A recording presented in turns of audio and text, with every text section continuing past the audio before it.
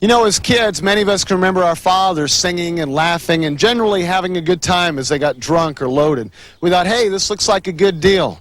But we didn't have to wake up with their pain the next morning. The humiliation, the depression, the loneliness that every addict feels sooner or later.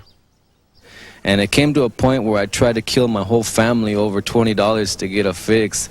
And I tried to kill my wife and my children and I tried to stab them all. And they locked me in a house. And my oldest brother had got me started on marijuana, I guess, when I was about 6 for the first time. 6 years old? Yeah, I was the little kid that he and his friends would watch get high and laugh at. But what it is they've got pain, man. They got a lot of emptiness and there's a void in their life. And the best way to go over that or cover that up is by drug addiction. Yeah. They feel good when they drink a little beer, smoke some marijuana, even use a heavier drug because they feel, well, the pain's not there and I feel good right now. Yeah. But they don't realize that it's only for a season. And eventually they're going to wake up to reality and they're sober and they got to see themselves all over again. And the pain is still there. The only answer for that is Jesus Christ. He fills the void.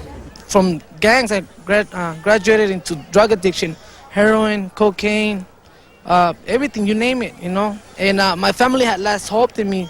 The last time they visited me in jail, they told me that you're a hopeless case, you're lost, you know, that's it, this is your life. And I was beginning to think like that, and I was going to commit suicide when I was in jail. Because I even lost my marriage over drugs and everything. And but I didn't know that it was the devil trying to destroy my life. Until one day it was in a cell where I accepted the Lord Jesus Christ. You know, kids are starting to use drugs earlier than ever today. Many kids either sober up or die from an overdose by the time they've reached age 14 or 15.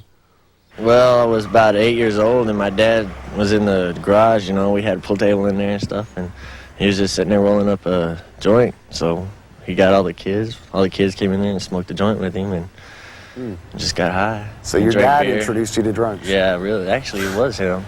Really? Yeah, because, you know, it's the first joint I've ever smoked was in the garage with my dad. Tell us how you got involved in drugs and at what age?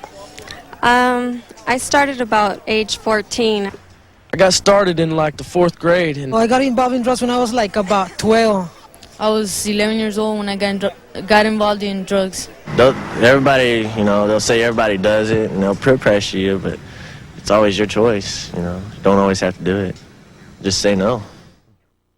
You know, America talks about the war on drugs, but the truth is the war is over and America lost.